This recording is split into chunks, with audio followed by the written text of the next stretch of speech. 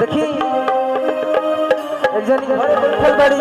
उनकर राजा जी बलमुआ प्रदेश से बड़े बेचारी बहुत डरी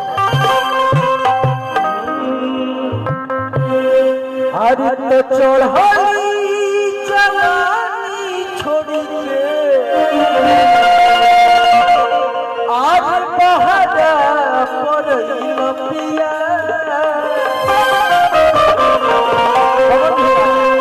हरि चढ़ली जवानी छोड़ी आज पहाड़ा पर पिया कौन सो वकील के चक्कर में आज हमके भूलैया